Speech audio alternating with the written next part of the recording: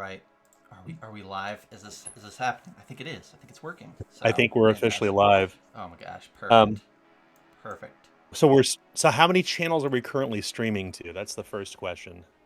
Let's see, seven channels. So we're gonna see how this goes. Uh, Craig, Mike, all sorts of cool people hanging out in chats. And I see folks in the Zweihander chats as well. Magic Sizing, Sweet. a few folks like that. Good to see all of you.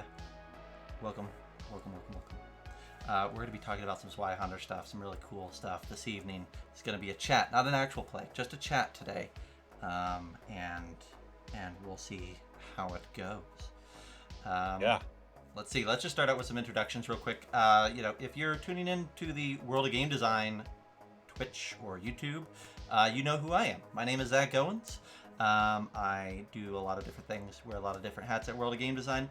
One of the hats is I contributed just the tiniest little drip of input and writing to the new Zweihander project that we're doing. And I look forward to adding many more drips in the coming months and years. But aside from that, I write a bunch of other things. If you're watching on the Zweihander channels and you don't know who I am, I'm one of the directors, I guess you could say, at World of Game Design. I've written for a ton of different projects, More Fork Mothership, 5e, some of my own system creation stuff, Marvel, all sorts of cool stuff. Writer by trade, but also project manager, convention coordinator, all sorts of wild things. Daniel, do you want to give a quick introduction for yourself? Yeah, so hey everybody, I'm Daniel. Some of you know me, some of you don't. I'm the creator of Zweihander RPG, and I would like to say that Zach is being very noble about his contributions to Reforged. I have the distinct privilege of being one of his game masters. He lives about an hour away from me, and he comes over and we play games every once in a while, which is great. But I also have the rare privilege of being both a business partner and friend to Zach, which is the best part of all this. Ostensibly, I suppose I'm part of World of Game Design. World of Game Design acquired Zweihander from me and myself along with it. So we have set out on this long journey toward, it seems like over 2 years now, of playtests to launch Zweihander Reforged, and World of Game Design is its new home. So really, really happy to see you all here. I wasn't really sure who would show up.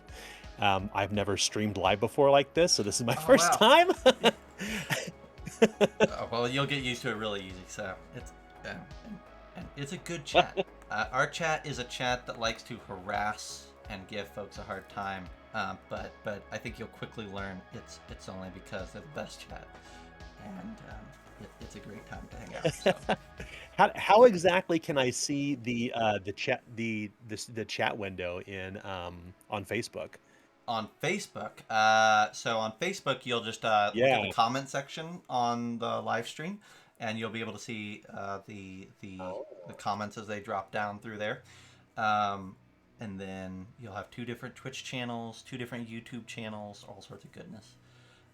Yeah, it's gonna be great. Oh, hey, there we are. Yes, if I say hi, hello in chat, it shows up in live chat. Cool, awesome. What you're going to find today, folks, is that this is a learning experience for all of us. As I've been cozy, comfy streaming over at World of Game Design Live, WogD Live on Twitch for a few years now, but we're merging and then streaming to a bunch of channels now. And so we're kind of getting, as Daniel's getting cozy with live streaming, I'm getting cozy with managing like 6 different streams. So it's going to be great.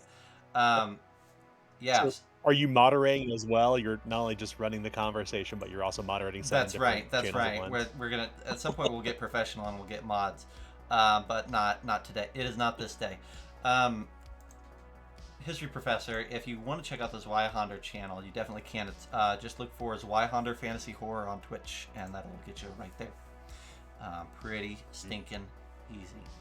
Yeah. So let's talk about what we're gonna talk about tonight. So, as you may notice, if you look to the that direction, whatever that direction is for you watching, you'll see that we are doing a new campaign here on the channels called Zweihander, the Pits of Terra. that is something that I'm going to be game mastering. It's going to be a limited, like 6 or 8 session, I think probably closer to 8 session mini dungeon crawl using the Zweihander rules. And in particular, it's going to be using the Zweihander Reforged rules. So this is going to be, if you are excited for that upcoming launch and you want to check it out, and you want to see it being played or being talked about before you buy it, or after you bought it and you're just excited, this will be a good place for you to come and check it out. I think we also have some other live streams that are going to be visible or are being visible right now. There's some play tests that Daniel's been releasing over on YouTube, some playtest videos and things like that. So there'll be a lot of good content there. That's right, Daniel. Right, I am saying that right. There's playtest content. Yeah. On YouTube. So I run a weekly game for Zweihander Reforged, and what we're releasing right now on YouTube is actually where Reforged started over a year ago. A group of friends and myself got together and we're like, let's start staking out what the future of Zweihander could look like. And I thought it would be really interesting to explore, which kind of dovetails into the development of like, what does it mean to die in a grim, dark world? And how would a character, knowing that they're dead or have been reborn, deal with that? What would their personal struggle be through it? So we ran a campaign for 23 sessions called The Damned, and I don't want to spoil anything, but I think session 3 just came out on YouTube, and I think they have just now discovered that their characters cannot die. So what you're seeing quite literally in the video is a year of gameplay that starts from revised core rulebook, or from your perspective, revised core rulebook, all the way over to where Reforged kind of is now. And we've got a lot of great players with it. At the table, we have Adam Rose, who is one of the co-designers on the game, along with Nick O'Hare. Tim Coron, who I've gamed with for many, many years, joins us as well. We have Paige Turner, who is an ASL interpreter here in Kansas City. She's HOH, so she actually plays a character who is also HOH, which is really cool. She plays one of the new ancestries called the Siabra, who actually use what's called Still Sign. In fact, Paige's experience being an ASL translator made its way into Reforged because she has that experience. But we had a number of other players who came to the table as well, a lot of new players, including Will Tramp, or known as This Effing GM. Eventually, we were joined by my friend, Sarah Dugan, who is my longest, dearest friend, and other people who will recognize who will come to the table too. So it's been a real and just continue. We'll continue releasing sessions week by week. Awesome. Yeah, it's really cool. And I think it's going to be cool to see that progression, for folks who are willing to take the long haul path of the 23 episodes to see that progression of rules advancement. So that'll be cool. Awesome. Yeah, and on the Pits of Terra side, we're probably going to be streaming. I don't want to commit too heavily. Let's just say every other Monday, starting in March, you're going to be able to see a Pits of Terra episode. Pits of Terra is going to be myself, the game master, as we said before, and then it's going to have 3 of my best friends playing the game with us. I picked 3 people who we are down and cozy with, and I let them, they're building all the aspects of the campaign by and large. It's completely fresh. So that would be my friend Ulysses, my friend Andrew, who is Chaos 8 in one of the chats here, and then my friend Zach Allen, or Shadow Zach, is going to be playing as well. So we'll have 3 really great roleplay enthusiasts, 3 incredible game masters in their own right, sitting down to play. These are people that have gotten really comfy, let me say various degrees of comfortability with Revised Edition over the last few years. All of them are at least somewhat familiar with it. And then some of them have played several sessions, and then kind of allowing them to, I'll say this in a cruel way, but break Reforged over their knee, right? As players, right? Like dumping them off the deep end with character creation and diving off into a campaign, a dungeon crawl, and seeing how they like it live in front of everybody. So it should be a fun fun experience. These are people who have played a mountain of RPGs, wide, diverse skill set and knowledge base. So I'm really hopeful that they have a great time and find some interesting things here to explore. Okay, so why are we chatting tonight? We're chatting tonight because, as I said, Pits of Terra starts next month, and there's a few aspects that I thought you and I could talk about, Daniel, that are new or have been updated for Reforged, and I'm very interested in them. I've already kind of like seeded it with my players a little bit, and you mentioned them early on, but I thought maybe we could talk about them, and I have some ideas maybe about pushing them out and expanding them a little bit than what you see in the book. I thought, this might be a good time to chat about them, kind of get a grasp of it, and maybe do some light brainstorming about some of the ways that you can push the envelope even further in these steps. The three that I'd really like to cover tonight, and then maybe there's a bonus fourth if we have time, but Brush with Death, which is what you talked about earlier, bonds, which we'll cover in a moment, corruption as a mechanic and as an idea, and then, like I said, maybe a bonus one, which I'd like to pick your brain a little bit about about Grindle, and what we might expect out of Grindle in Reforged. So that might be the bonus if we get around to it. Yeah.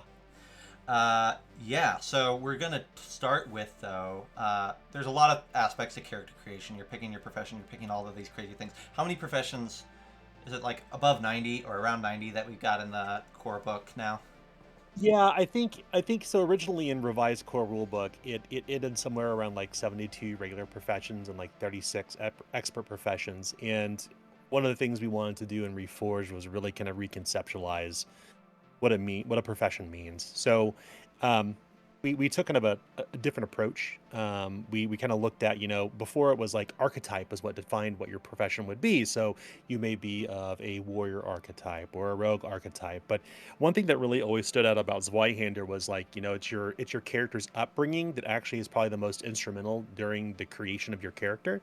So we kind of reconceptualized professions around upbringing, and we kind of netted out. I think we're at like currently 104 professions. Jeez. And if you're looking backwards, I think like 32 of them are completely new. However, every profession has been changed, like ground up changed. Like you've kind of got you're going to be able to play anything from quite literally a peasant farmer, all the way to like a night watchman, to somebody who worships deities from beyond the Well of Souls called Diabolists. You may call up on the power of the gods as a deacon.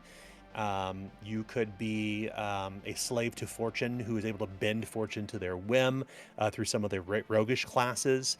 But it's really kind of taken the groundwork that was laid by Zweihander before, and it's veering away from the idea of like these people who are ineffective, and now these people actually have they're a little more powerful than they were in revised core rulebook. And that was just through, a series of discovery over, 5+ years, listening to people talk, listening to about feedback about how they play. And when we looked at professions, we're like, well, we don't want to leave anything behind, but we want to give plenty of options for people to choose. So we've landed somewhere around, long story short, we landed around 104. And I think we're going to develop a few more just to make it a nice, even 116 if we can. Wow. That's nuts.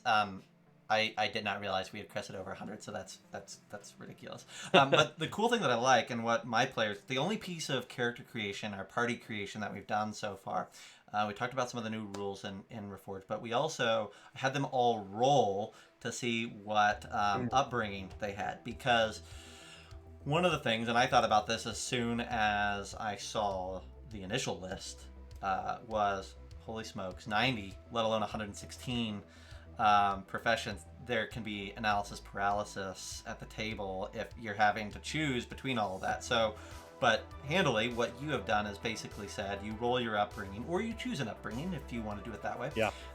And once you have determined your upbringing, which could be anything from like a militant upbringing to an aristocratic upbringing to a, things like that, right? Once you have grabbed your upbringing, it kind a collection of roughly 15-ish I think, Hmm. professions that you pick from within that upbringings category. Um, and you can, if I recall correctly, like once you progress your character, you're gonna have abilities to pick from other things as you progress as a character. But your initial one is kind of wrapped around your upbringing. Yeah, there's, and this is kind of touches on an important piece that we kind of discovered with Reforged, the way people play. And I think that when you look at through the lens of Dungeons and Dragons, like, or science fiction games, role playing games, people tend to play kind of the same characters.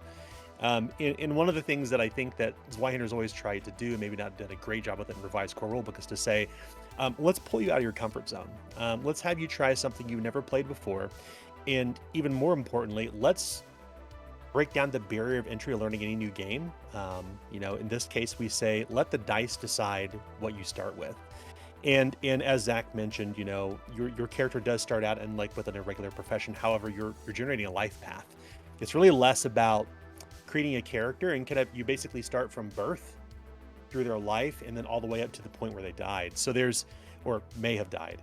So there's that kind of that arc, and this kind of the reason for that is because your character's going to go through this like journey and discover something about themselves, and they'll eventually adopt new professions. And in fact, the way the system is set, there's kind of basic tier, intermediate tier, and advanced tier, and you will adopt a profession in each of those tiers. So it kind of mimics the way that stories are written, like the 3-act play.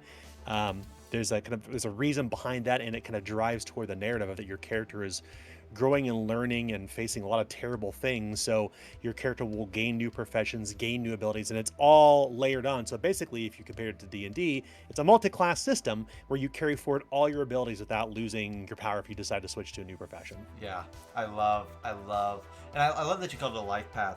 It is called a life path in the book. It's certainly not quite at like the traveler level of a life path. Yeah. Where like there's it just gets ridiculous, but it's definitely more of a discovery and adventure.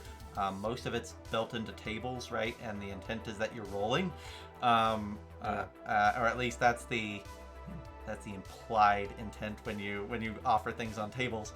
But yeah, there's this sense of discovery and taking you out of your comfort zone. And I'll say that even when my players rolled their upbringings, one of them looked at the options. And looked at the campaign setting and said, hey, do you mind if I re-roll my upbringing so that I find something that's maybe more in line with the setting? I think that's kind of, those are the things that are kind of very reasonable and great, but also it's just kind of fun to see something like that play out.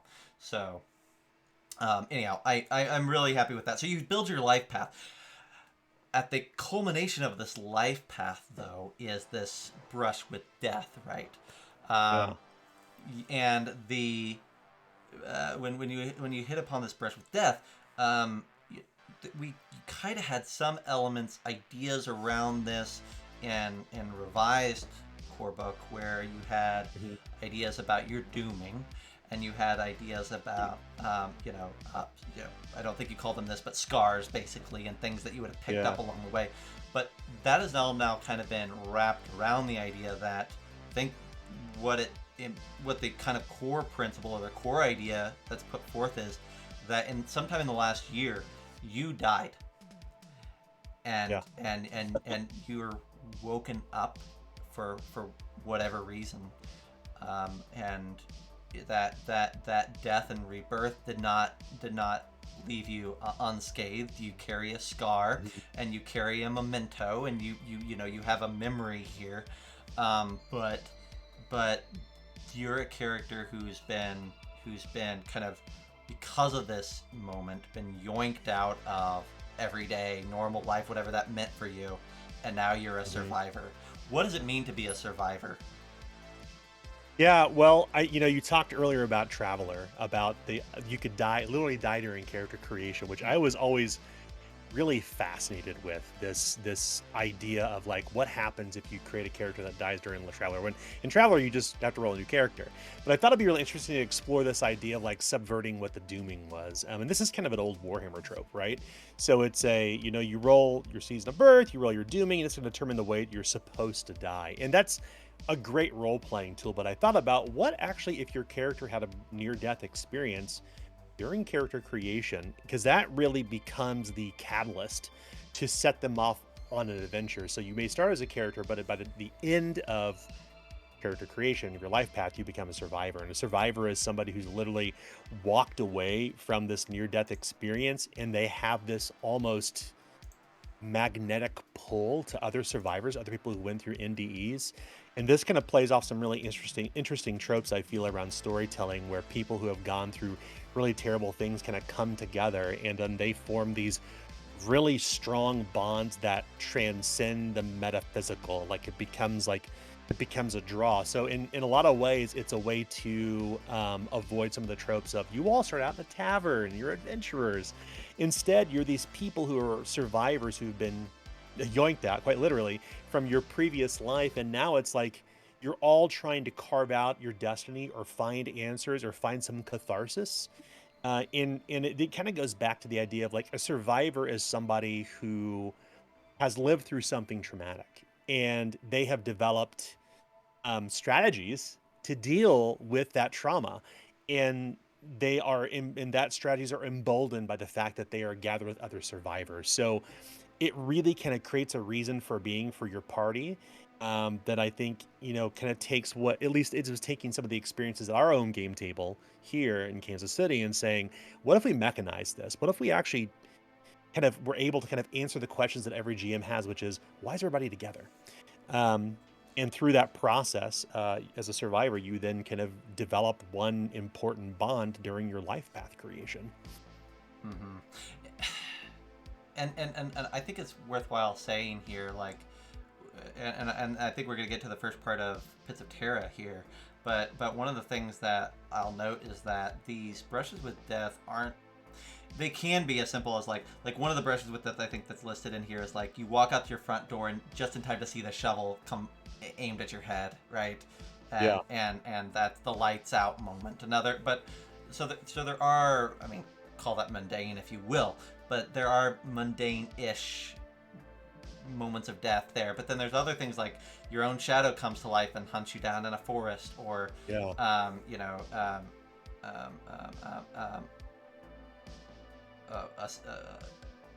robbing a crypt, and in the middle of that a guardian spirit raises up and comes after you, right? And that's that brush.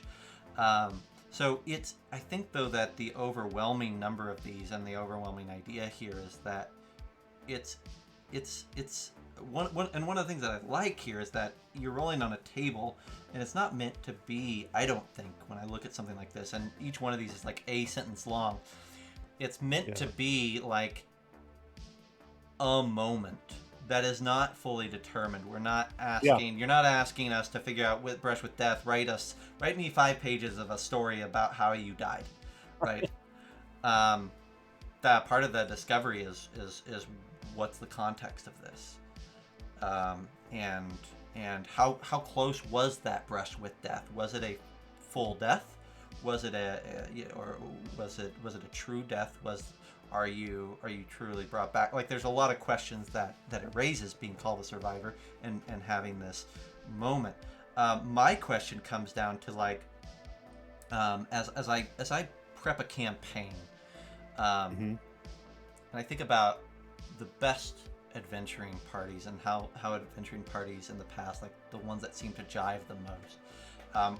One that I always point people to, I ran Dune Adventures in the Imperium for 1.5 years, and it was stunning. One of the best campaigns I've ever played in.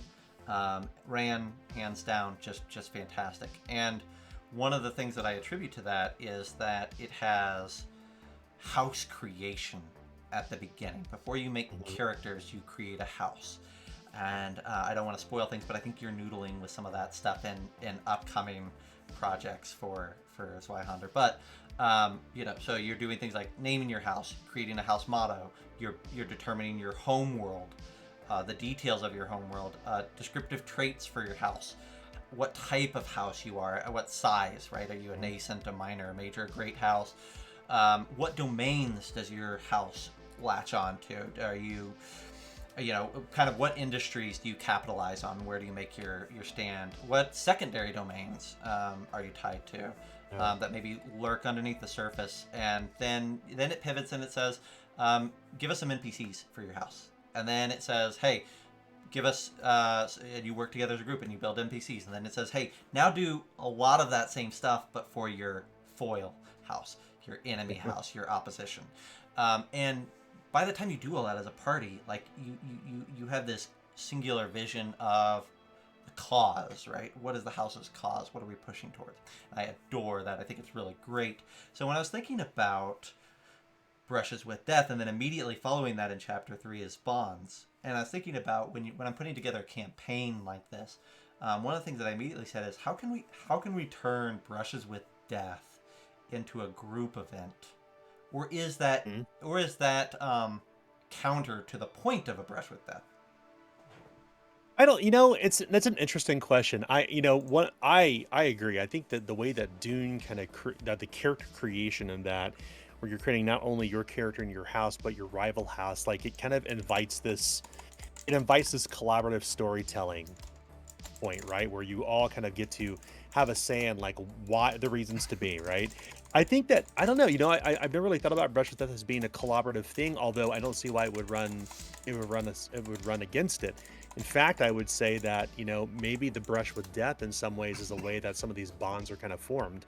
Um, one of the things I think that is really difficult sometimes to play around the table is like, how do you get 6 people sitting at a table or a virtual table to work together in a fight scene or work together in a narrative scene? And typically it's it's like a ping pong thing, right? But you're playing ping pong with 5 other people.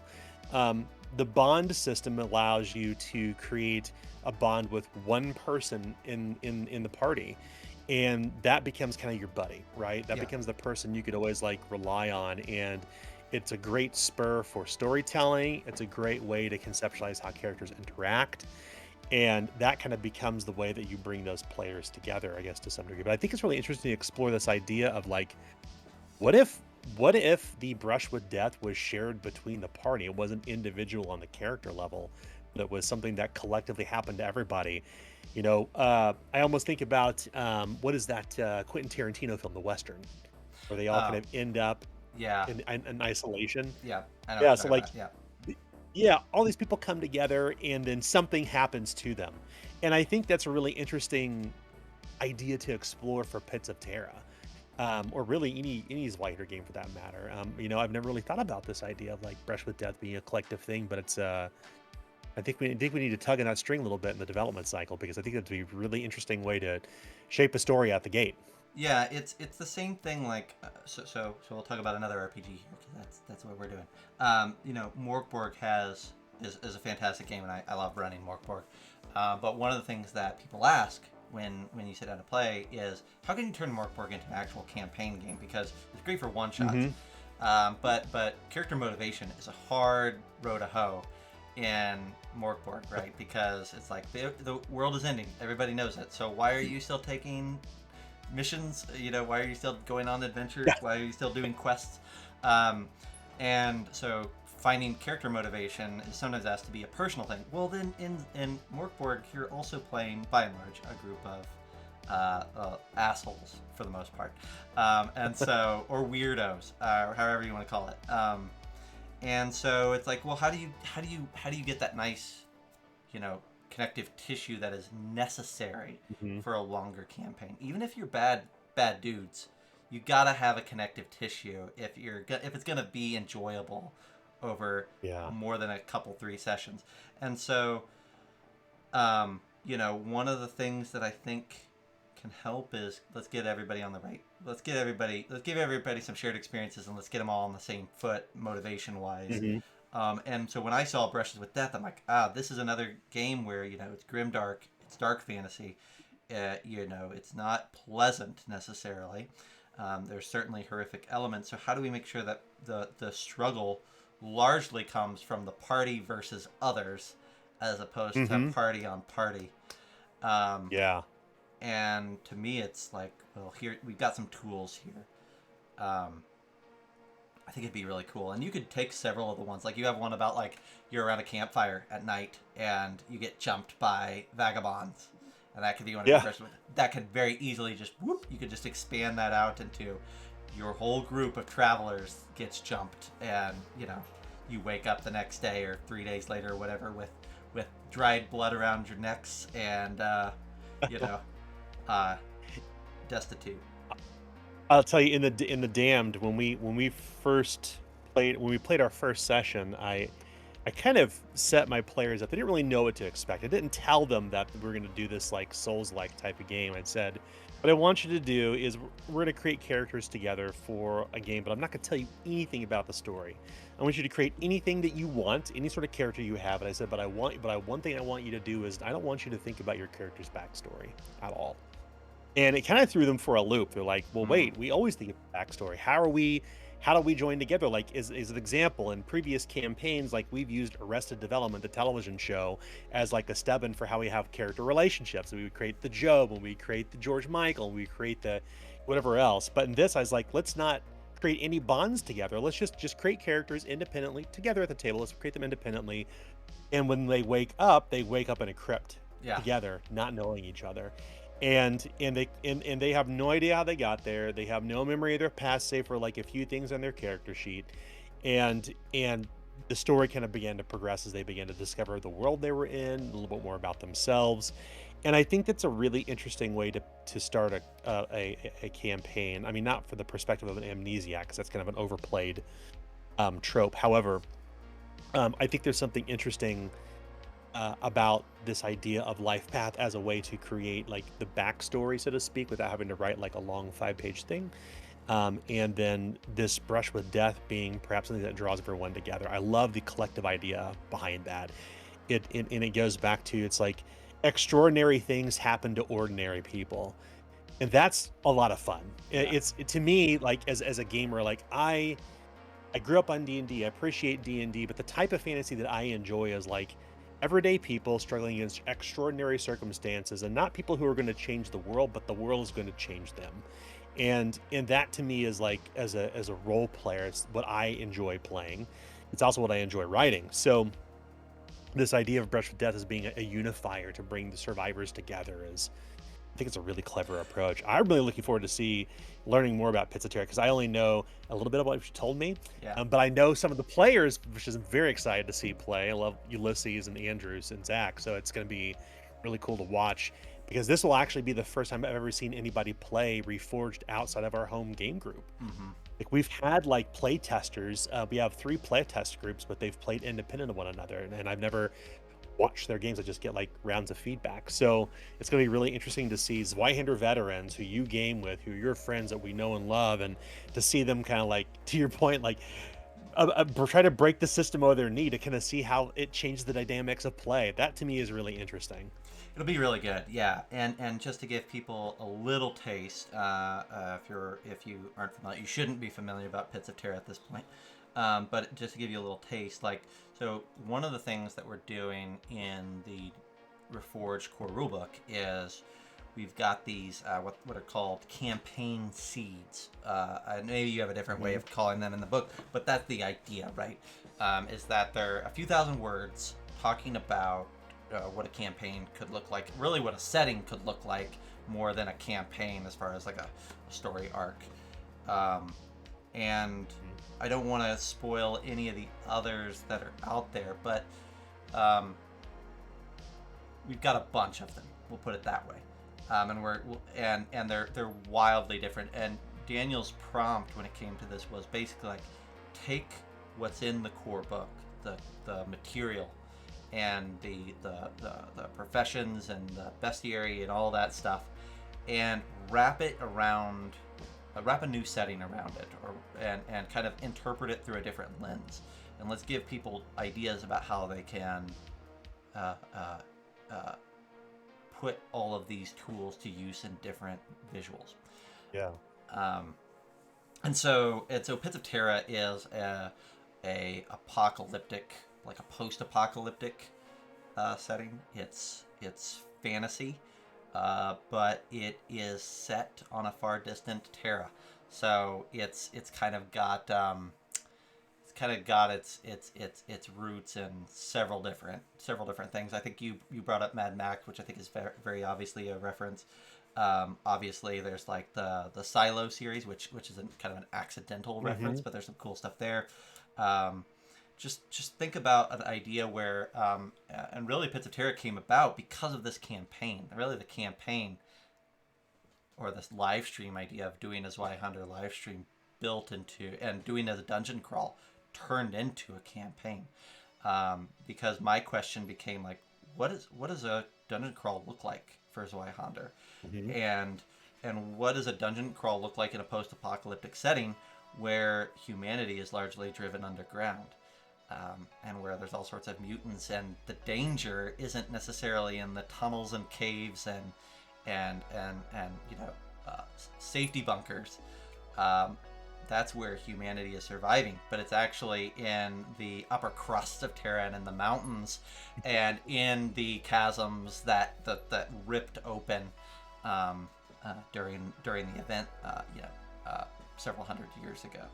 So you're gonna see a weird dungeon crawl.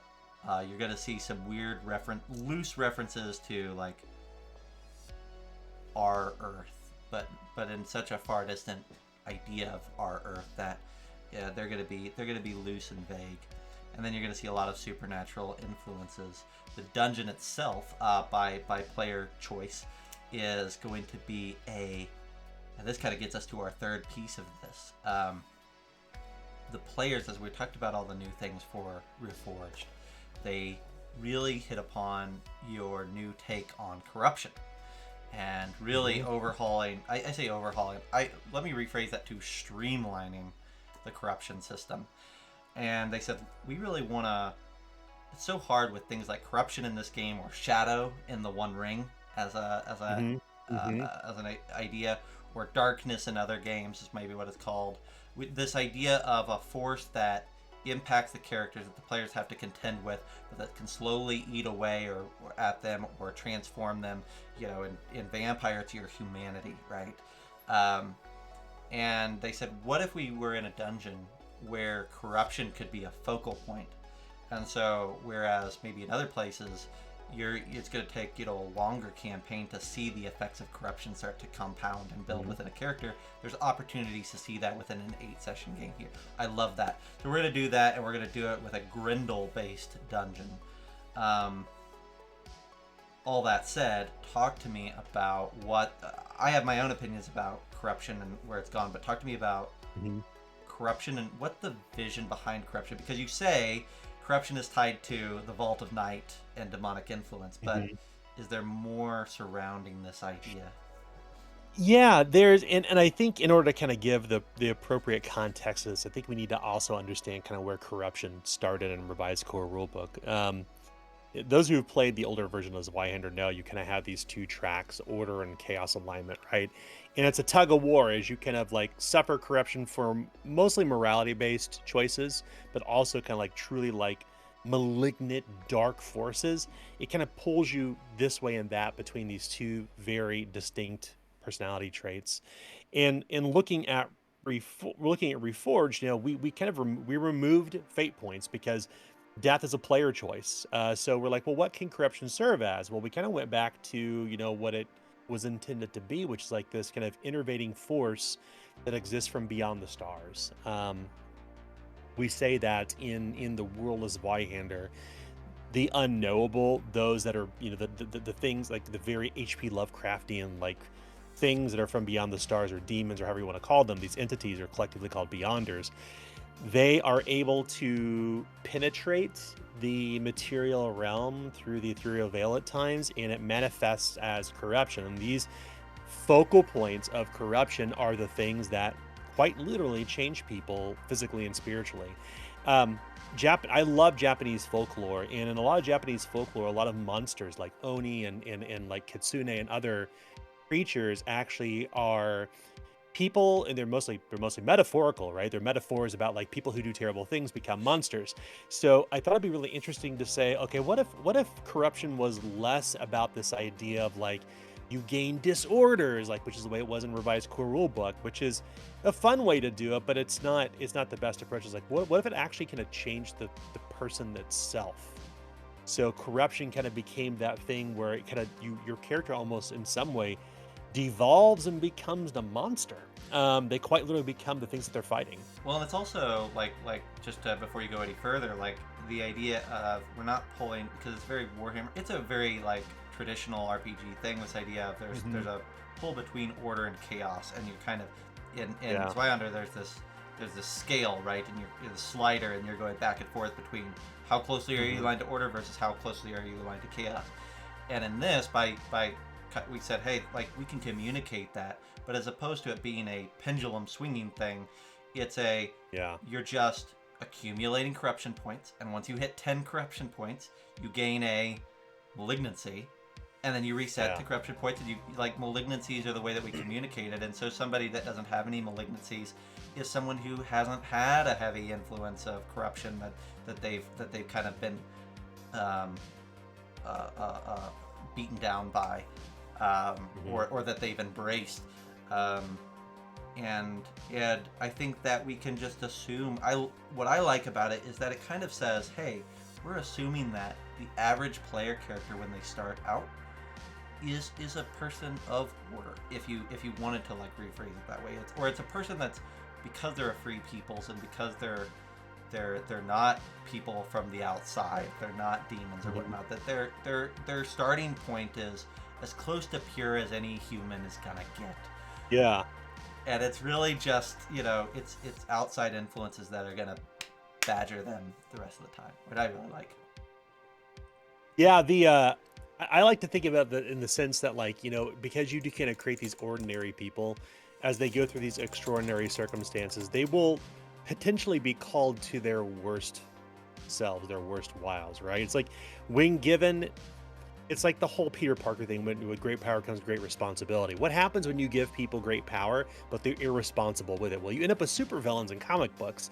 In this, you end up with malignancies. And malignancies, once again, they transform your character physically and spiritually, and to give you kind of like the furthest version, it's like that's what leads to vampirism. That's what leads to becoming a lycanthrope. And other ways, it can also be like a hidden mouth in your hand. And I think the important thing about malignancies in Reforged especially is that you wouldn't know somebody's had a malignancy and if they're walking beside you in a crowd, because you actually manifest your malignancy at a time you feel is narratively appropriate. So you could indeed hide the fact that you are, the wine-drinking, aged, immortal vampire. No one would be none the wiser until you decide to let it manifest. And that's a powerful part of just storytelling in general, is like the surprise, the suspense. And I think it's really interesting to think about from a player character perspective, because one thing that doesn't work in my mind in revised core rulebook is characters with wild mutations, right? You got an extra arm or a tail or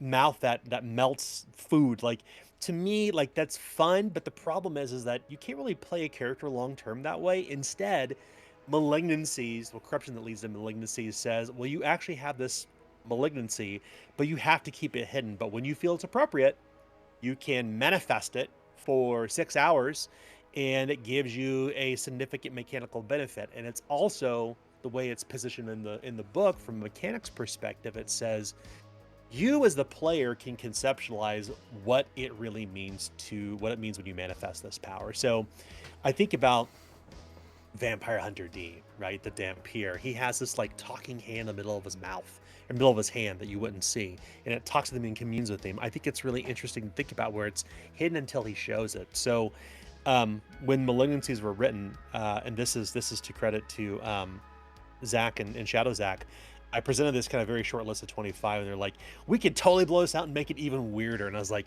yes, make it happen. So what ended up happening from there is that Zach and Shadow Zach developed, well, I guess about 100 malignancies. Yeah, and they're wild. I mean, I'm actually I don't have them in front of me, but I think we should pull them up to talk about some of them, because they're really cool. Yeah. They give such a weird flavor to characters that, once again, you're not this like roving monster.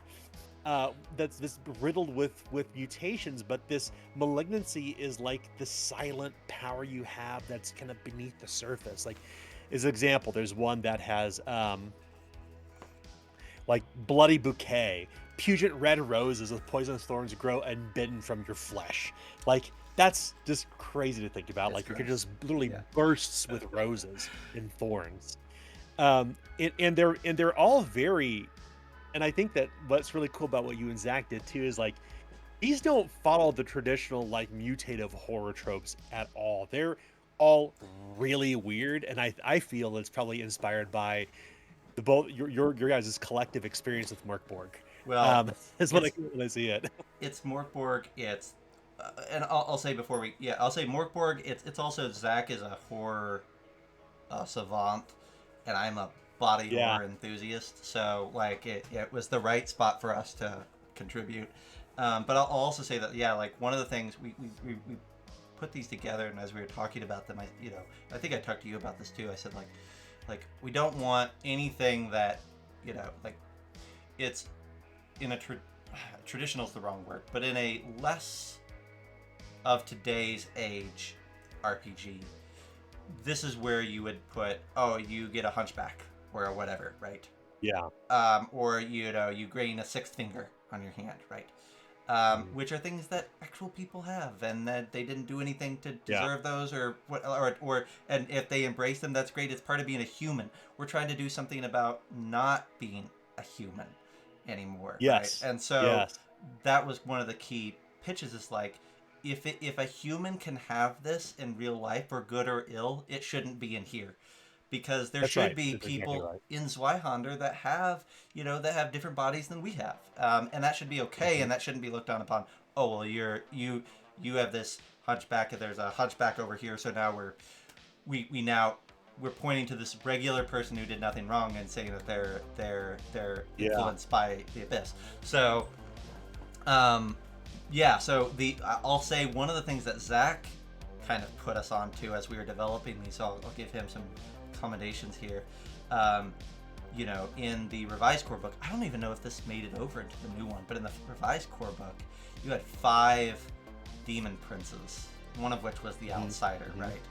And Yeah. so Zach's statement was, we should basically divide up and roughly 20 malignancies that are inspired by one of the demon princes all the way across. Yeah. And now I think we shuffled them back up together at the end there. But what you get hopefully there was, you have the prince of change, and the prince of decay, and the prince of pleasure, and the prince of violence, and then the outsider. And so you have 20 malignancies that are designed around, what does a malignancy mean when it's in reference to the prince of pleasure? What does that look like Hmm. when it's tied to decay? Well, that's wildly different. And so you'll have I think there's some really, really cool ones there. Hopefully, like, you don't want some of these. Like, you don't want the decay one. There's none of those that are anything but gross. But there's some of them, like, especially for the Prince of Violence, that are genuinely going to make you look or come across as more of a badass in a terrifying way. So Yeah.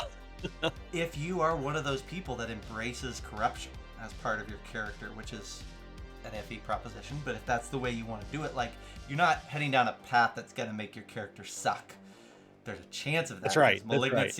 malignancies are varied, but there's a lot of ones that are just absolutely terrifying, and you just don't want it. I am seeing a couple of questions quick in chat, and I want to make sure we hit those. Yeah. Craig is asking a couple of good ones, but do you eventually lose control of your character if you take on enough corruption and malignancies? That's a great question. One thing that is kind of a standard of the corruption and malignancy system is that because you have a choice to manifest it, when you manifest it, it's kind of a Faustian bargain. So you actually gain more corruption by manifesting it. So you actually accumulate more corruption by using this terrible malignant power. So we kind of say that as you gain more malignancies, your fellowship actually begins to grow smaller, and eventually, when it reaches a certain point, your character becomes, quote, the monster. And this kind of goes back to a very different philosophical approach to how we see death and change in the game. It's about player choice. Like, and maybe this is a little bit off, not too off topic, but it's always terrible to lose an amazing character in the middle of like a 20 long session campaign. And I thought, that's kind of how we approach it with the scar system. Your character can indeed survive death again if they choose to take a scar. It's the same thing for malignancies. Like these malignancies, you can continue to gain more and more and more. However, the more often you manifest them, the more corruption you build. Therefore, you have more chances to gain more malignancies. So I think that, the long and short is that I think it's up to the player and the GM to decide, like, does it make sense for your character's story or the broader campaign's narrative to like have this person fade to the background to retire or even become the big bad that the players are now fighting against? Like, how cool would that be to see like a long campaign culminate to where a player around the table, their character becomes like the new big bad guy in the next campaign, where they're actually literally fighting their friend? Like, I think that's really interesting to explore, and this is a very natural, organic way to do that. So Yeah. it's really, I guess the answer is like it's up to the player and the game master. Like it's a story decision, I And think. I would say that this is an area where I think we all encourage make every game your own. Yeah, In my games, malignancies can't be hidden. At least not they don't manifest, right? I love it. They are a permanent fixture of you. So if you get the parasitic feast malignancy, which turns your throat into a long proboscis, right? And you could only feed on blood, pus, and piss. That is permanent. You're out of luck, sir. You're that's, by the way, that's a gross one. That's part of uh, yeah. You don't want that. But the idea being right. So I say that to say, like, I love the fact that the kind of the core game is like, hey, manifest them at the times that make sense narratively. Hmm. I think that makes a lot of sense. If you want to do it in a harder way, and if you're thinking about like, how could a character get lost, right? In my Yeah. mind, in any great Zweihander setting, you're going to be, the general society, civilization at large, is on the lookout for elements of corruption, elements of the abyss, because it's a danger. It's a real danger, and Yeah. characters that carry it are carrying it because are not necessarily super safe to be around. And so one of the things that I would say is, like, the more malignancies you take on, the more, that's kind of like your what is it called in uh, uh, um, doesn't matter, whatever. It's kind of like your threat meter. And eventually Yeah. Yeah. Yeah. you take on enough malignancies. If we were in the gangs of Cahabro, the police are gonna come hunt you down, and they're gonna send their witch site, inquisitor to come find you and hunt you, and you can't hide because malignancies are just like this glowing red beacon of chaos everywhere that you go. No, Yeah. that'd be fun. I love. That's what I think. I think you hit the nail on the head. Like we aim with Reforged to make the system elastic, and that is where it's deviated pretty significantly from revised core rulebook, where in core line rule it says, well, you manifest them when you want, but in your game it's like they're always manifested. And to me, that's an interesting way to approach it too. I think it's up to the game master and players, right? I mean, every system is built to be broken. Everybody house rules what they want to do to fit the narrative or the mechanical changes they want. But I actually want to revisit something you'd spoken about before around this idea of like mutation becoming malignancy and moving away from real world physical differences. Kate Bullock, who is one of the designers on the game, who's a dear friend, we had a conversation very early on around like what does it mean to create a quote safe horror game, and I really struggled with it at first. This is kind of one of my blind spots, and I was like, well, how do you do these like horrible, horrific games with like and still like create guardrails around it? And like, she's like, well, you can still tell terrible, visceral, X-rated stories as long as everyone's on board with it. However, when you design certain elements of a system, you can be cognizant of like people who may have like real world physical differences. Um, the last piece of this, and this is, I think, where we can maybe, this is the bonus that I think could be fun though. And to me, this is like Zach getting a preview because most of the chapters of Zweihander Reforged I've seen and read through and chatted about and all that. But one of the chapters that I Mhm. haven't read through yet is the bestiary, and Yeah. so in revised core book, you have an extensive section in the bestiary on Grindle. Uh, Hmm. there's several different iterations. They are, you kind of give like, you kind of start off by saying like, hey, nobody knows exactly, like the origins of Grindle are debated. There's a lot of different things that it could be. But by and large, we're going to agree that Grindle are beasts that were corrupted by the Abyss. Um, uh, Mileage may vary on what corrupted, but that's kind of the general idea. And then they're these hybrids of man and beast, and they're largely men, or at least that's how they present a lot of times. Uh-huh. And then you talk heavily about uh, this idea of a pack of them engaging in the wild hunt. There's more that we could get into, but that's kind of the overarching concepts of behind Grindle. There are elements that kind of like they despise humanity because humanity won't give in to its base desires. Like, right? Yeah. Like, that's kind of the pitch.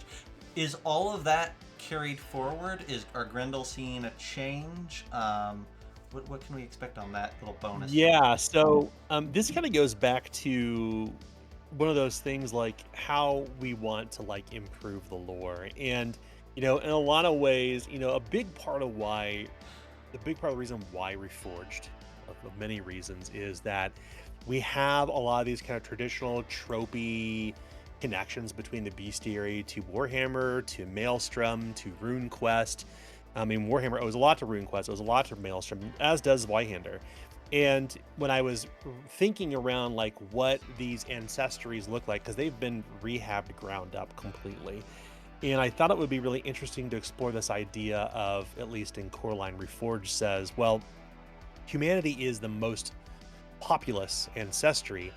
However, there are these collective of people called the Forgotten that were wiped out in the Dawn Age, who have started to resurface between the cracks of the world, and they're trying to find a place to belong. So in the case of the Grindle, it used to be like these terribly hedonistic, like things that would basically pickaroon the countryside, and they were corrupted by darkness. But I thought it would be really interesting to explore.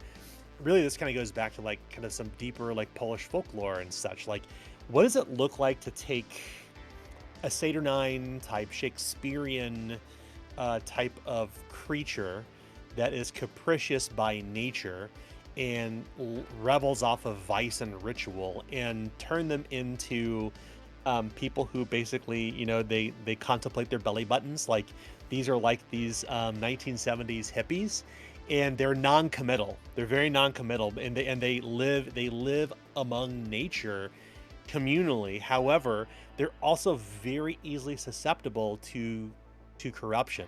In fact, that's kind of a silver thread through all the forgotten ancestries: dwarves, elves, midfolk, Siabra, several other. There's 15 new ancestries total in the book.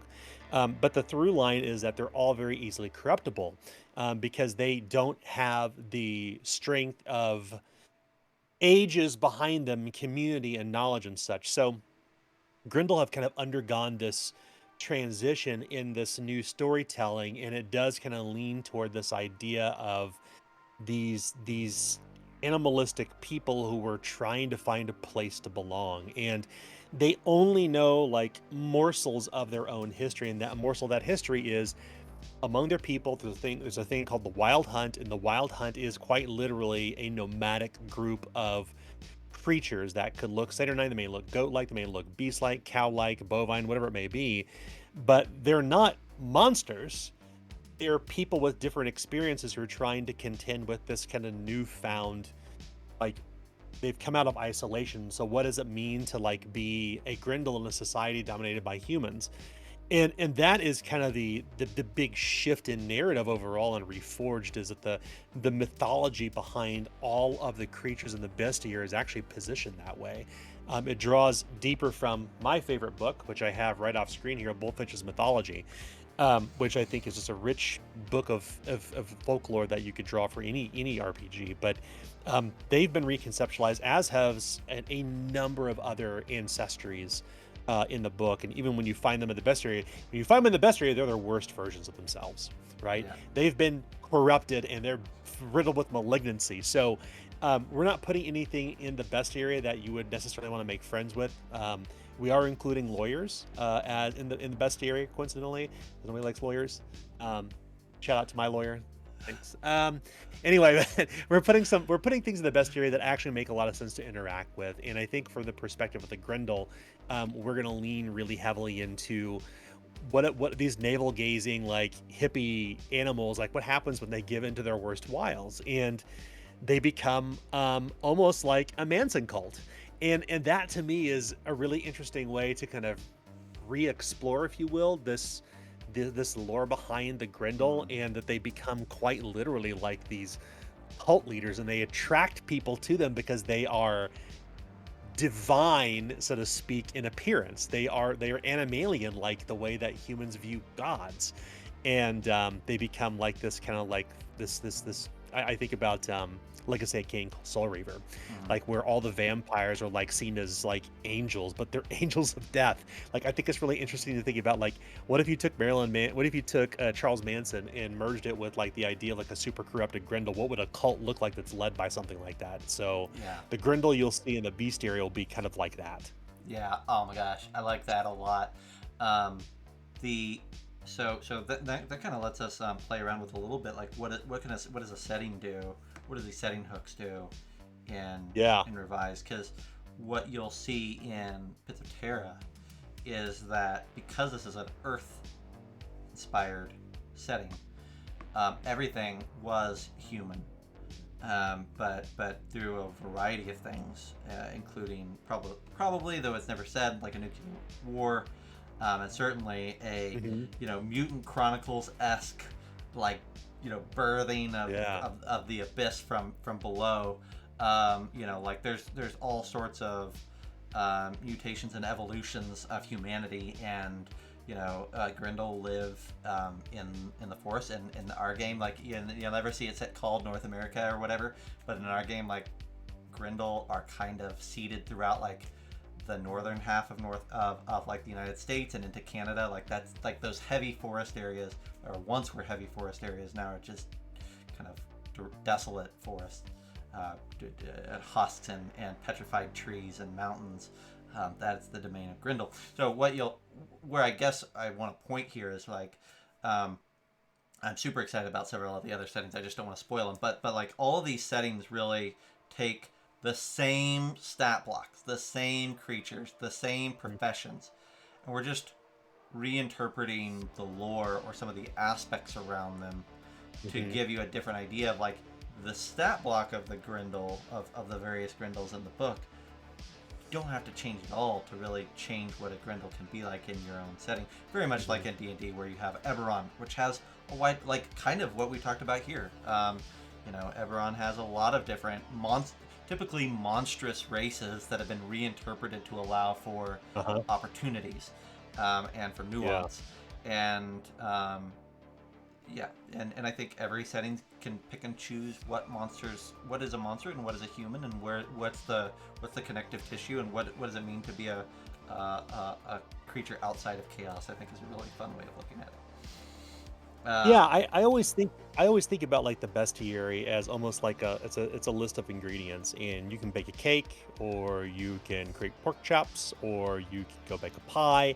Like it's really up to you as the game master to kind of define how you want to interpret these things. And while we do have lore around them, they are not necessarily inherently tied to Zweihander in that way. And this is really what I think is super intriguing about Pits of Terra.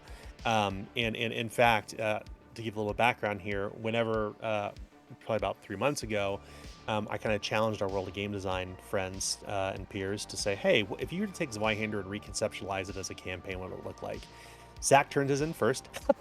not and that was and this is what kind of became what we have now, and it kind of demonstrates, or at least I should say it validates some of what we think that Reforged can do, which is to demonstrate how this powered by Zweihander engine can be used not only just for dark fantasy or medieval survival horror, as I kind of think of it. It can be used for high Renaissance fantasy. It can be used for low dark fantasy. It can be used for post-apocalyptic fantasy, but through the lens of like medieval fantasy-ish things.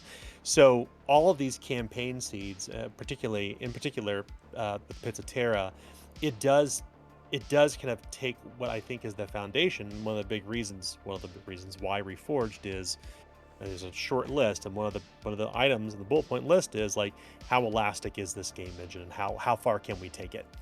And it goes back to the bestiary. It's like everything in the book is really a series of ingredients for a game master and players to choose from, and what you choose to do with those ingredients is up to you. It's the same way early D&D was written, without an implied world. Zweihander says it's themes. It's all about themes. It's not about implied world, but the campaign seeds give you a world to think about and how to kind of create your own thing. We give a lot of tools to the game master to kind of help build their own worlds. That said, I love that. That said, though, we're going to commit to a Zweihander setting this year, and we're gonna actually do a Zweihander setting book. So the core book is gonna be like, there's not an implied setting. You can do whatever you want. Here's some ideas, and then we're gonna 6 months later we're gonna say, this is the Zweihander setting. Here you go. So that's right. Yeah, we're gonna have. I say that as a statement, as someone who I'm the type of game master who I like you to give me finished, cleaned up, fully functioning battle stations, and then I can go in and modify them as needed. So I think we're trying to give a eat your cake and have it too situation where the core book implies no setting, but we're going to give you a setting. Which is fun. And I think the other thing that's worthwhile is you've done this already, right? Like this is the sort of thing, and we're kind of in the weeds here a little bit, but I want to note there, right? Like you've certainly done other setting books or other scopes for Zweihander, but I think one of the big ones that we can point to for this idea is Dark Astral. Which was kind of just a throw the idea out there of what does Zweihander maybe look like as a sci-fi game, and just see what happens. That book's like 100 pages, and it's a very, very small setting book, arguably, right? With not fully fleshed out. It's not. You wouldn't expect that to be a true setting book. It's not. And you've thrown out campaign seeds before in other ways too. But the cool thing is that Gangs of Cahabro, right, is an idea. But the cool thing is that when we see settings that people really latch on to, both Gangs of Cahabro and Dark Astral being the two I'm thinking of at the moment, we want to double down on those and go hard. So people seem to really hit upon and really like Gangs of Cahabra as a setting, so we're going to give a setting book for it. It's going to be the Zweihander setting. But people also really like that Dark Astral campaign seed of a book, that splat book. And so we're going to, hopefully, if all goes well next year, we're going to do some development work on what does Dark Astral look like, not as a 100-page book, but as a 400-page book that's fully realized. So I say that to say, like, these aren't just seeds and the idea of like, oh, go play with these and go have fun. It's like they're also testing grounds, proving grounds that we're paying attention to. And if you as the community are like, I adore this one, well, that one may end up getting a book in the next few years. No promises, but that's what they're not there just to be there and that's it. They're there as a litmus test for what the community really latches onto. Yeah, it's an amuse-bouche, so to speak, right? It's that single serving hors d'oeuvre that you can eat and you're like, oh, this is interesting, or oh, I didn't like that. Like that's the idea behind campaign season. What didn't happen historically is at Andrews McNeil, there wasn't the opportunity to develop those. And with World of Game Design, it's one thing that Jared, Zach, and I have committed to is that, the seeds we include in Reforged, while they are still testers, there are some that are there that we feel very strongly can be developed in their own campaign settings. And Gangs of Cahabro is definitely one of those. We've kind of showed some stuff about that historically on social media and YouTube, which I'm running with Adam Rose and the broader World of Game Design team. And then, if all goes well, Zach will be leading the Dark Astral campaign book, which I'm super stoked about too. And because I think you're gonna be a much stronger writer with it than I am. And I think you guys have really cool ideas that I never really thought about. Super weird. If you like malignancies, yes, in weird. If you like malignancies in Zweihander, imagine a world where both ends of the spectrums end in malignancies, and that's where we're heading. So yeah, exactly. Yeah, I'm super excited about it. I love the idea about that. I'm gonna post a link to our Kickstarter here as we're wrapping up. One of the things everybody on the stream probably already knows it, but we're launching Zweihander Reforged in a couple weeks. Or well, let's just say we're launching Zweihander Reforged in March, and leave it that way. No promises on a specific time yet, but it's looking awesome. It's looking fantastic, and the follower count's looking great on Kickstarter. We'd love to have you checking that out, giving it a follow. We'll be excited to have you do that. Be keeping an eye on YouTube and Twitch and all the socials for more Pits of Terra content as we start to actually live stream that campaign. I mean, I would love to just talk about a lot of the cool Zweihander stuff, but I think we'll probably just need to save some more of this for later. But I think what we can just summarize here is saying, like, I think you're going to have a lot of fun at Pits of Terra. If this conversation was interesting to you, I think my goal is to prove out the cool ideas in a campaign. And if you want even more, you want a different taste, then you'll have plenty on YouTube to check out. And there's actual plays going on all over for Zweihander in general. You can check those out. And then we're going to try to do some more conversations like this, some more videos on the channels ongoing, some more just chats, not actual plays. So keep an eye out there. Daniel, anything else that we should be saying here at the end? Yeah, for those of you who have been longtime supporters of Zweihander, thank you. It's been a really long, strange trip, and I know that once the rug was kind of pulled out from underneath everybody with Anders with Meal, the future of Zweihander really was quite in jeopardy. There's a lot of question around whether I wanted to kind of do this all over on my own, and like every great superhero, Zach and Jared kind of came in at the last minute, and they kind of said, you know what, Zweihander deserves to live. We want to bring it on board the world of game design. We believe in it. We believe in you. And we know that, the Zweihander is not done. It's not over. So although I had been quietly working on Reforged, it was really joining World of Game Design and hearing about what Zach and Jared's philosophy is around gaming, around how to working with great people, about shared values and principles. If it wasn't for World of Game Design, Zweihander Reforged would have never been. And I thank all of you for sticking with us through this very long cycle. But I also do want to shout out to the designers on Reforged. It's been kind of a semi-solo writing endeavor for many years for me. And with Reforged, it is a group effort. Kate Bullock, Anna Goldberg, Adam Rose, Nick O'Hare, writers from World of Game Design, Zach. There are a lot of writers involved with Reforged, and it is not the work of one person; it's the work of many people. So I encourage you all to kind of just give us a chance to show you what we can do with Reforged. I think you're really going to like it. Dan Mandich returns as our artist, cover to cover, or I should say interior page to last interior page. He's with us full time now, working on new artwork. We've got Eric Alsander working on our layouts, which look amazing. If you've seen any of the survivor sheets we've shared in Discord, if not, just look on our Facebook. We showed a few there. And then Yorgos Katronis, our illustrator for the cover, which we've been using for our promo material. But thank you all for believing in me, believing in us, believing in Zweihander. And please do share out the link You know, even if you can't pledge, just please share out the link or follow along so we can get those follower counts up. We're at like 2250, I think, right now, which is amazing. In fact, it's the first Zweihander Kickstarter that's ever had more than 1,500 followers. So, as a designer, that makes me feel really good. Yeah, fingers crossed. It's like, hey, it's like people do like this. Yeah. But also, you know, it's a gamble. You know, it's like we have to demonstrate to you that this book is worth investing in. We have to win your support, and I think, with once the Kickstarter launches, we'll be able to show you like what we've been kind of laboring over the past 2 years.